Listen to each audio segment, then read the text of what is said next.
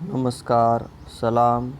آج ہم be a second year کے نصاب میں شامل کتاب شہپارے میں عزیز لکھنوی کی غزل نمبر 2 کا مطالعہ کریں گے۔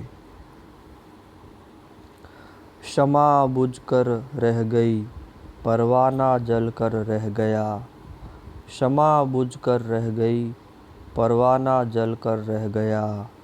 یادگار حسن و عشق ایک داغ دل پر رہ گیا۔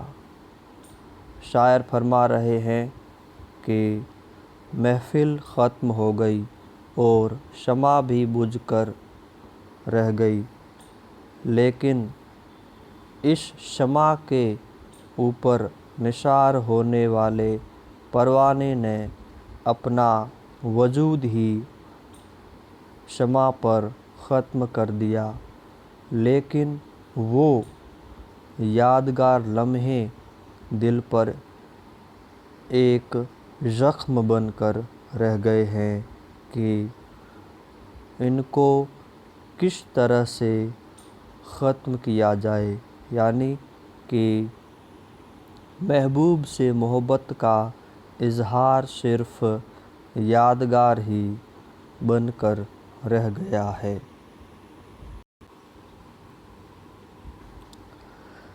ذیت میں کرتا بیاں کس طرح آخر درد دل،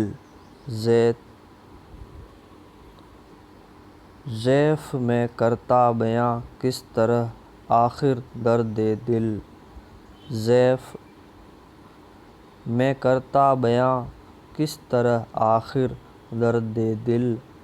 آپ کا بیمار ایک کروٹ بدل کر رہ گیا۔ بیماری عشق کی کمزوری اتنی زیادہ تھی کہ میں اس کا بیان نہیں کر سکتا۔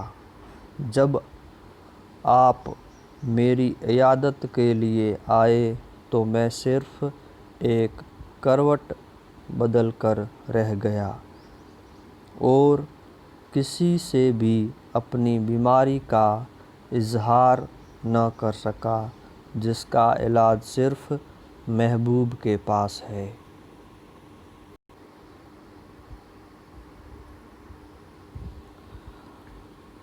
ہم تو دل پر ہی سمجھتے تھے بتوں کا اختیار، ہم تو دل پر ہی سمجھتے تھے بتوں کا اختیار۔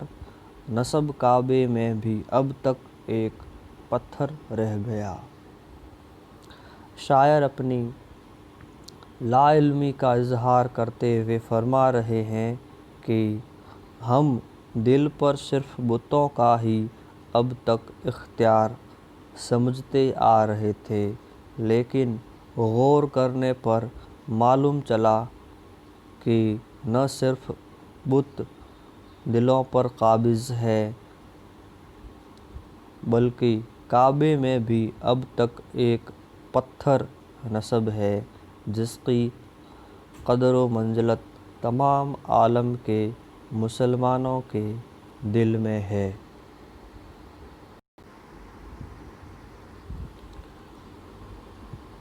دل کی بے چینی کوئی دیکھے ذرا اس بزم میں، دل کی بے چینی کوئی دیکھے ذرا اس بزم میں، جب کوئی آیا تو میں پہلو بدل کر رہ گیا۔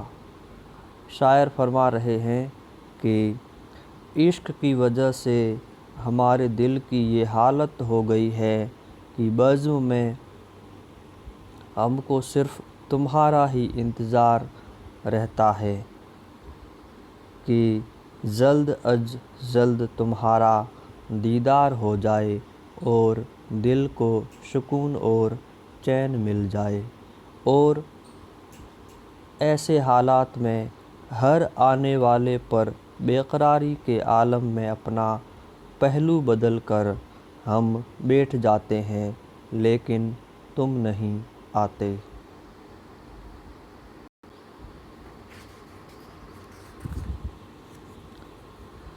چارہ سازوں سے دم آخر تیرا بیمار غم، چارہ سازوں سے دم آخر تیرا بیمار غم دل کی جانب کچھ اشارے سے بتا کر رہ گیا۔ شاعر فرما رہے ہیں کہ اے میرے محبوب، تیرے عشق کی بیماری سے مجھے اتنی زیادہ کمزوری میسر ہوئی ہے کہ موت کے وقت جتنے بھی میرا علاج کرنے والے آتے تھے ان کو میں دل کی طرف اشارہ کر کے بتا رہا تھا کہ اصل بیماری یہاں ہے اور اس کا علاج صرف اور صرف محبوب کے پاس ہے۔ تم تو کوشش کرنے کے بعد بھی مجھے نہیں بچا پاؤ گے، کیونکہ اس کا علاج صرف میرا محبوب ہی کر سکتا ہے۔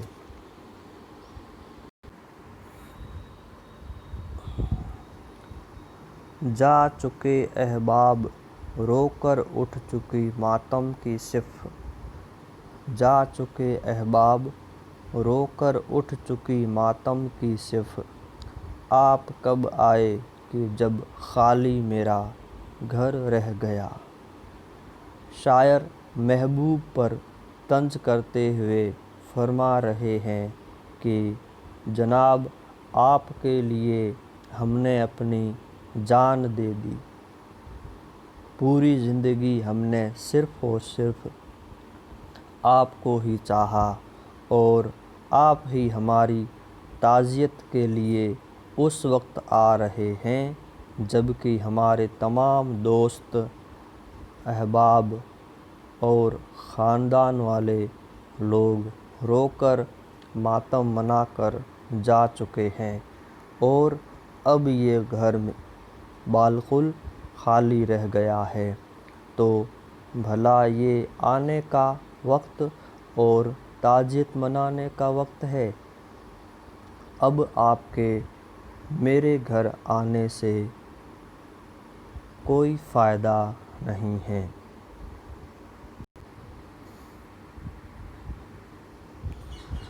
دیکھ لی دنیا چلو شہر خاموشیاں اب عزیز، دیکھ لی دنیا چلو شہر خاموشیاں اب عزیز، قابل دید ایک یہی دلچسپ منظر رہ گیا۔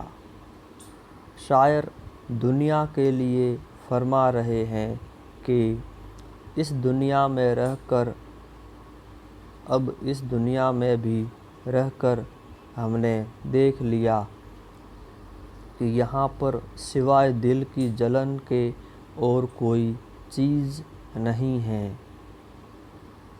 یہاں سے اب میرا دل بھر گیا ہے، اس لیے شہر خاموشیاں مطلب قبرستان کو آباد کرنا چاہیے، کیونکہ اب یہی ایک منظر باقی ہے جو دلچسپ اور دیکھنے کے لائق ہے، اس کو بھی دیکھ لیا جائے۔ شکریہ۔